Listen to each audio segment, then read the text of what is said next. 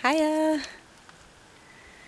So it's September 14th and it's around 64 degrees out here at Empty Mountain. It seems potentially our high temperatures of summer are potentially over, and we've smoothly sailed into autumn weather perhaps here in western Montana. Our highs for the next week or so are expected to be in the 60s.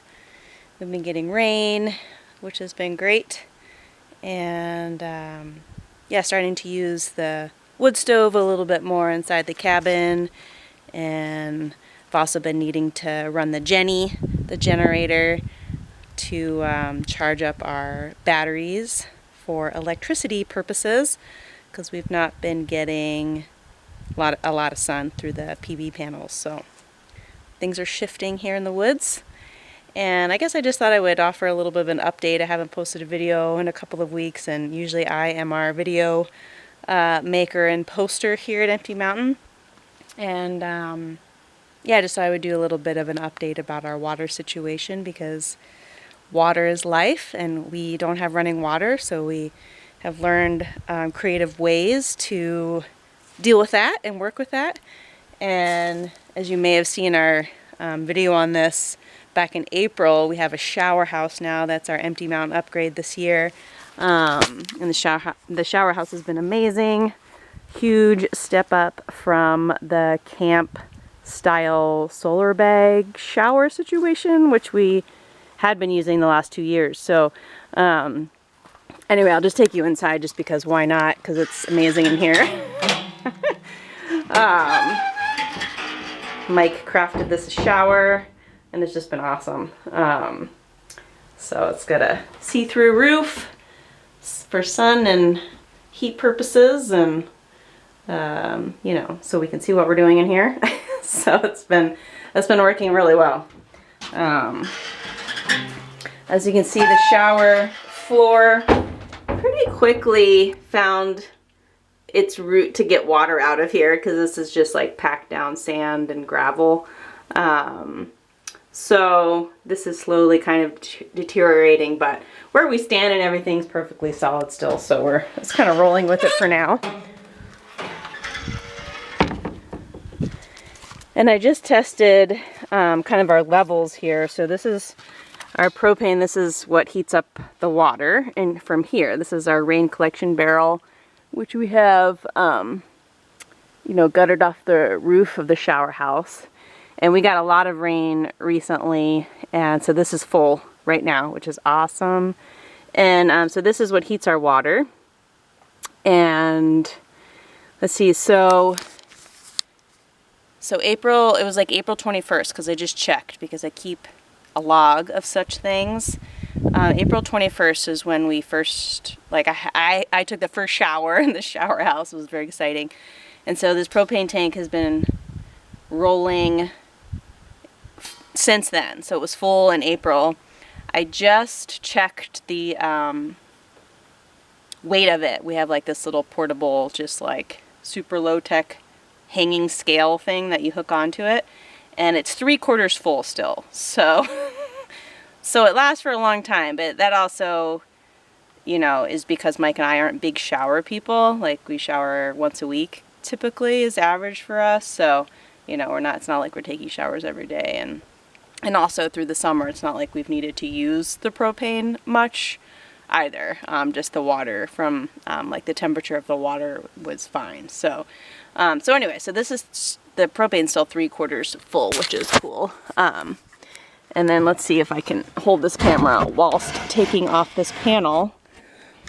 Okay, there we go.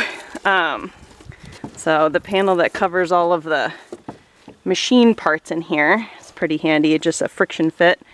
And so our pump, which is here, the pump that gets the water up out of the barrel through the tubing that connects to the hose in the shower is run by this Power Queen battery. And this was full, right? Full charge in April. And we have a little meter, so I just checked it, and it's 40% full now. So it's been running for what, 5 months? So that seems pretty good, and 40% is still has a lot of juice in it. So anyway, it's just kind of, I like keeping track of these kinds of things just to kind of see where we're at and what our levels are and what we're kind of going through and stuff. So far what we're collecting off of this, even this small roof into the barrel, we're getting enough rain where it's keeping up with our shower needs. So that's also really cool. Because if you've been following along, you know we really upped our rainwater collection this year. So we now have 3 55-gallon drums, and they're all collecting water off the roof, rainwater off the roof. So, and considering we went like a full month with 0 rain all through July, you know, that feels pretty good. Like, we're getting enough water and we have enough rain, you know, like collection potential where, you know, it's meeting our needs for washing dishes and hands and in the shower and all of that. So that's cool. It's everything we're doing out here is an experiment. So yeah, so this is full of rainwater here. We use this for washing dishes and washing hands. And both of these now are recently full. 'Cause rain, which is awesome. And these are potable water. The water that I haul from town when I go to Missoula on Mondays. Which right now is working just fine. It's, you know, a lot of water. I go to Missoula once a week, so it's, right now it's working to just fill one of these containers. I don't even have to fill one every week to keep up with our needs. So we use a lot more of this water, the rainwater, than we do potable water, which I find interesting. I guess it makes sense. I just, you know, like when living in town, I just had no idea how much water we were ever using, because you just turn on the tap and like there it goes and it comes out and mysteriously disappears. But here we're very acutely aware of how much water we're using and where it goes and our connection to it. So I've spoken about this a lot, but you know, it continues to be something that's just intriguing and cool, like for me personally, just the relationship building with water out here. So anyway, right now I'm also needing to fill this bucket. Is empty, and I have a pump that connects to the barrel to get the water out of here and into other containers such as that bucket. And I have kind of 2 buckets in rotation for us. This is our little dishwashing station.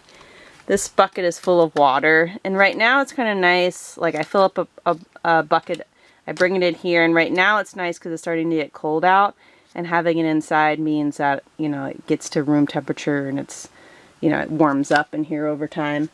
And then I use this bucket to fill this bucket of our pump sink, which I have highlighted many times and will probably continue to do so because I think this sink is just the coolest.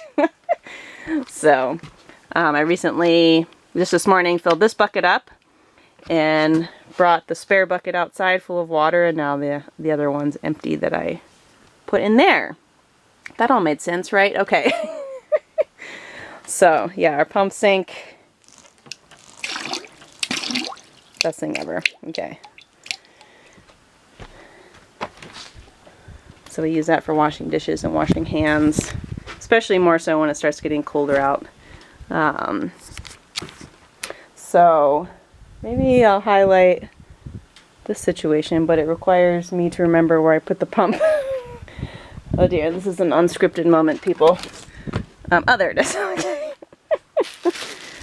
So these pumps are made specifically for these barrels, and when we got both of these barrels off Craigslist in the spring, it came with also 2 of these pumps, which is handy.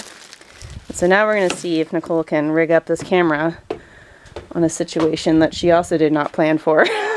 before starting to film, because that's how Nicole works and operates. Okay, let's see. Thanks for bearing with me, people. Maybe we put it here on the table. Okay. Oh boy. Yeah, she should have planned this out beforehand. But I kind of like also just being pretty low tech and amateur at this. And just showcasing that part. So these barrels also come with this handy plug tightener, untightener situation. I don't know if you can see that.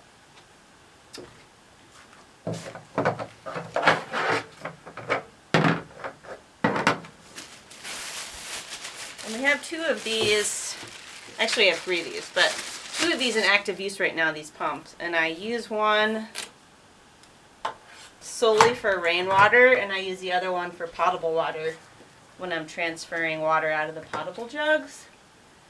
You know, that might be a little overkill and unnecessary, but I just feel like keeping the rainwater with one pump, potable water with another, just feels like a good idea.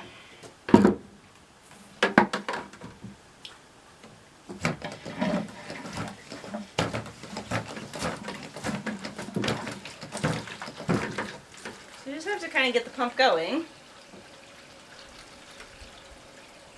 Gravity takes care of the rest, which is amazing.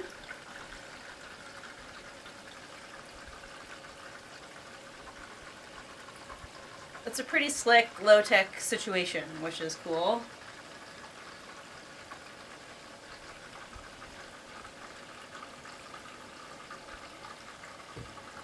If we're interested in learning more about rainwater collection, just as far as how to take good care of the barrels, right now we have a pretty sort of makeshift setup for filtering debris off the roof before it goes in the barrels, and you know, water sitting in the barrels can get funky, so we're definitely still very much learning about this whole process. But so far it seems to be working for our needs at the moment anyway, and we'll continue to learn as we go on.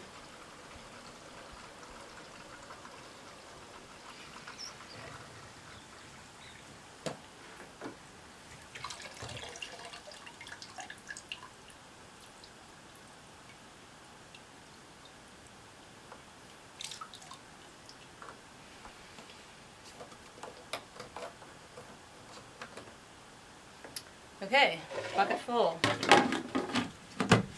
I always just like to have like a backup one out here, and this way too I can fill the hand washing, dishwashing station over there yonder, and then just have an extra bucket for, you know, reasons. That's just kind of ready to go.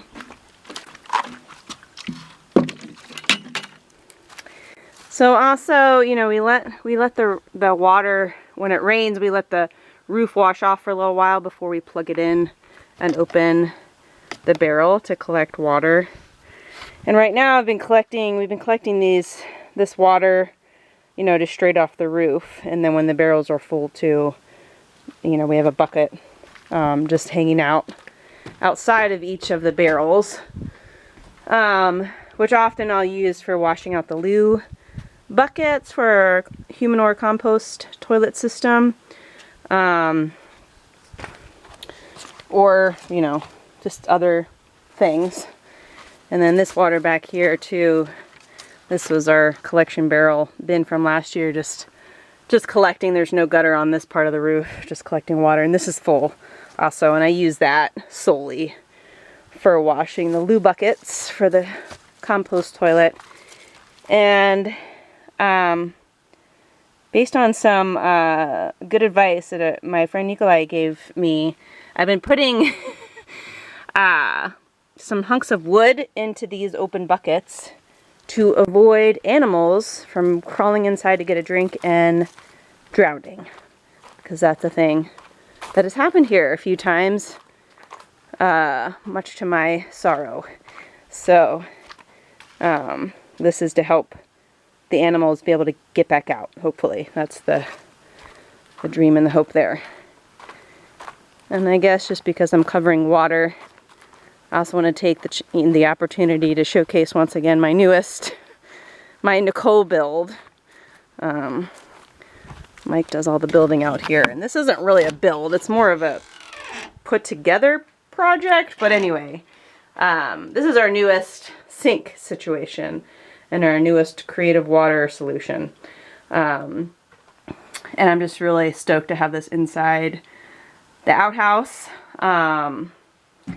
grabbing water from a small container. I'll probably need to make that bigger at some point. But this is a USB charged pump. Ta-da! Water. And then it just runs down here and collects in the bucket. We empty the bucket. Again, pretty low tech. This needs to be charged via USB maybe once a month, something like that. So, you know, not high maintenance, which is cool. So this has been awesome. We hosted a retreat a few weeks ago, and just having people out here, this is just so nice to have for people to be able to use. So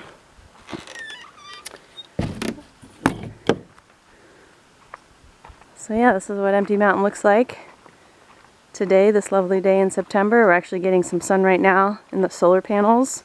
Actually, I need to walk them around because right now they're in the shadow. Every season is a little different out here, so we have to learn different angles of the sun and when to move the panels to collect the most energy. But anyway, thanks for tuning in, and yeah, we'll just keep doing these videos as we see fit. Sometimes that means once a week, sometimes not, and yeah, we appreciate you following along. Okay, bye!